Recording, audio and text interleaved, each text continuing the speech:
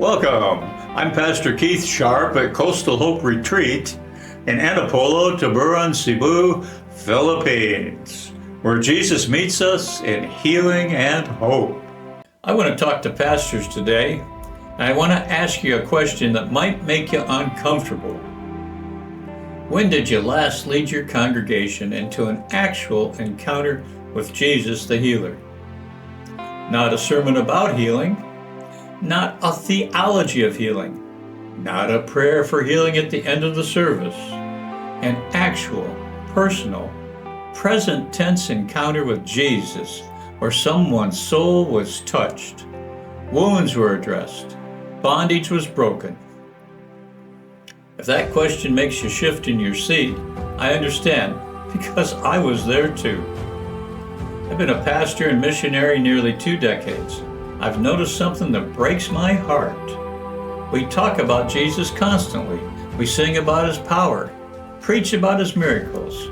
We build our entire theological system around his person and work, and then when it comes to his actual, present, personal healing ministry, the very thing that drew the crowds, that revealed the Father's heart and authenticated the kingdom, we go silent. Not silent about healing in general. We'll pray for physical healing readily enough. Silent about Jesus healing the soul, the wounds, the infections, the deep places where shame lives and bondage thrives and lies have taken root. Silent about the healing ministry that occupied a massive portion of Jesus' early life. Why? Let me be honest with you, because I felt this myself. We've made a pastoral calculation. We look at the landscape of healing ministry, the abuses, the manipulation, the false promises, the emotional exploitation, the people who were promised healing and received humiliation instead. We've seen what goes wrong, and we've made a decision. We decided the risk of healing ministry outweigh the cost of avoiding it. And then, and this is the part that should trouble us, we dress that risk management decision up as theological discernment. We silenced Jesus' healing ministry to protect our credibility, and we call it wisdom. But I want to ask you something. Is that what it actually is? Every Sunday, people sit in your congregation carrying wounds you can't see, supernatural wounds, soul-level infections inherited at conception, deepened by trauma, reinforced by lies the enemies whispered for years. They sing the songs, they listen to the sermon, they shake your hand at the door, and they go home still bound, still carrying shame that Jesus was meant to silence, still trapped in patterns that Jesus' authority was meant to break, still living in the gap between what they know is true about Jesus and what they're actually experiencing in their lives. And we, their pastors, have the answer. We have the healer. We preach about him every week. But we're not introducing them to his healing ministry because we're afraid of the mess. That's not wisdom.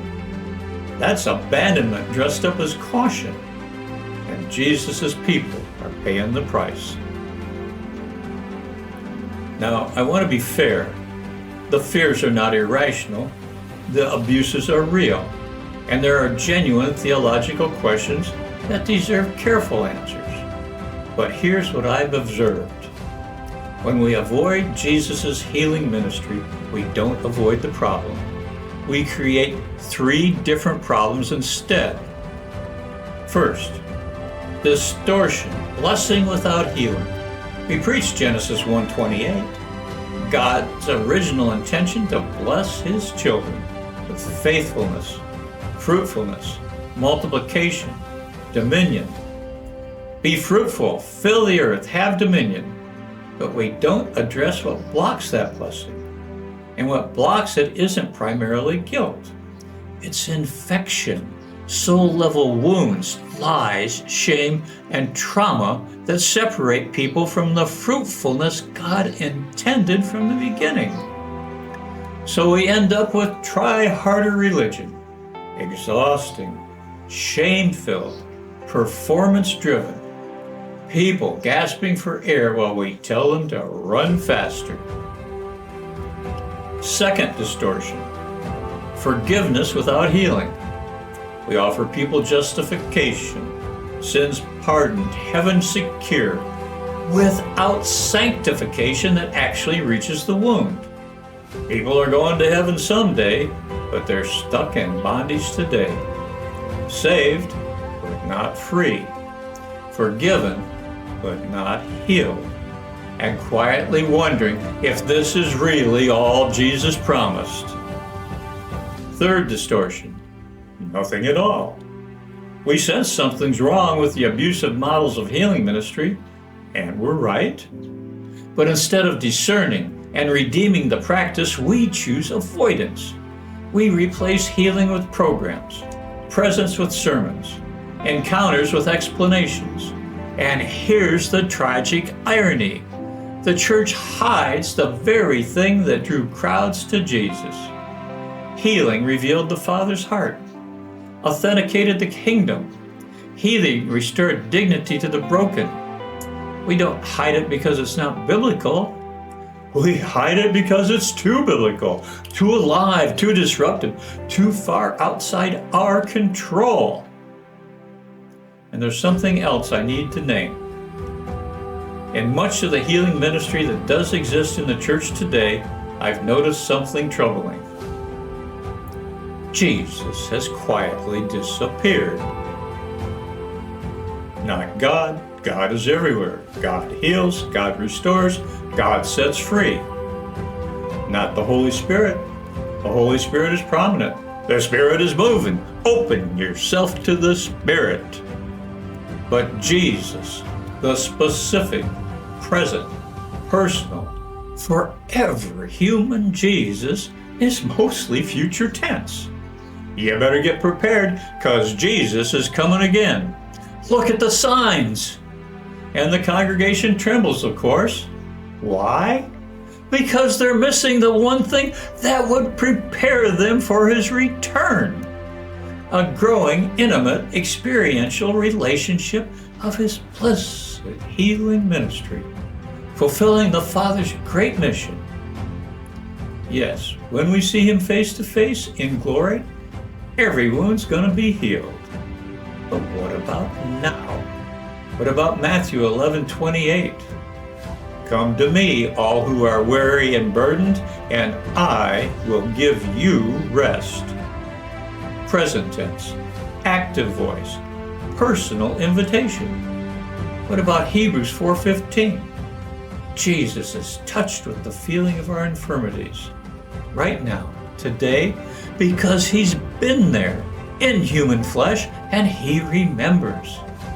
What about John 16:14, where Jesus says the Holy Spirit's specific assignment is to glorify him, reveal him, take what belongs to him and show it to us.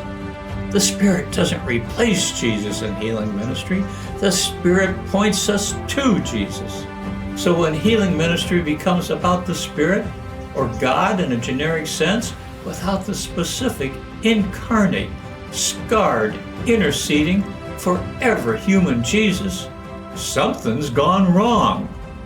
Not because the Spirit isn't real, because the Spirit himself is saying, look at Jesus. Go to Jesus. He's the healer. Jesus isn't just the theological foundation of healing ministry. Jesus is the healing ministry. And when he disappears from it, whether through fear or replacement or relocation to the future, what's left isn't safer. It's just emptier. Now here's what I want you to hear. And I'm not asking you to import a healing model from somewhere else. And I'm not asking you to add a healing service to your calendar. And I'm not asking you to do anything dramatic or risky or outside your theological convictions. I'm asking you to do something far simpler. Just reintroduce your congregation to Jesus. Not Jesus the doctrine, not Jesus the historical figure, not Jesus of the future return, but Jesus, the present healer, the one who said, "Come to me," the one who is right now making intercession for your people with nail-scarred hands, the one who specifically, personally, and permanently entered human flesh so he could heal what no one else could reach. Here's the theological anchor for everything I'm saying.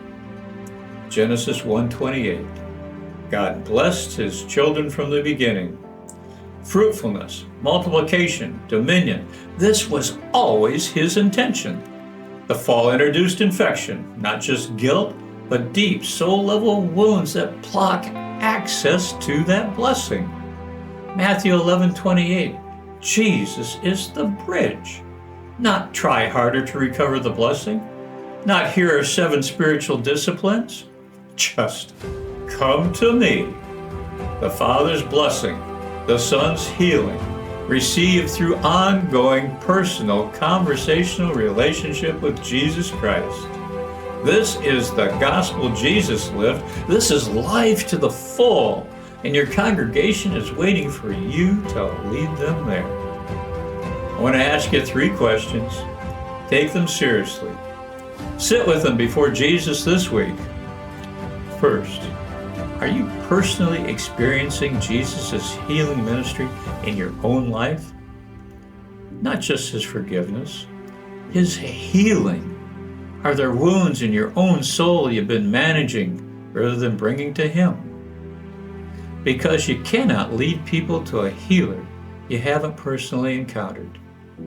Second, is there a pastoral calculation you or your board have made? A risk management decision dressed up as theological discernment that's effectively silenced Jesus' healing ministry in your church? Be honest. Jesus already knows the answer. Third, what would it look like to begin simply, carefully, biblically reintroducing your congregation to Jesus the healer? Not a program, not a healing crusade, just Jesus, present, personal, powerful. The people in your congregation are carrying wounds you can't see. Jesus can see them. He came for them, and he's asking you, their shepherd, to bring them to him. If you want a framework for how to do this, carefully, biblically, reproducibly, I want to help you. That's why Coastal Hope Retreat exists. That's why we've developed the training we have. That's why I'm making these videos, because the church needs the healer back. And pastors are the ones who can bring them back to the people. Jesus hasn't gone anywhere. Your people need him. And so, if you're honest, do you. If you want to see this framework in action, what it actually looks like to lead people to Jesus the healer, start with our Soul Restoring Journey playlist. The link is right below this video. Watch it yourself first, then bring your people there. This is Pastor Keith from Coastal Hope Retreat, Antipolo, Tiburon, Cebu, Philippines. Let's bring Jesus back to his church.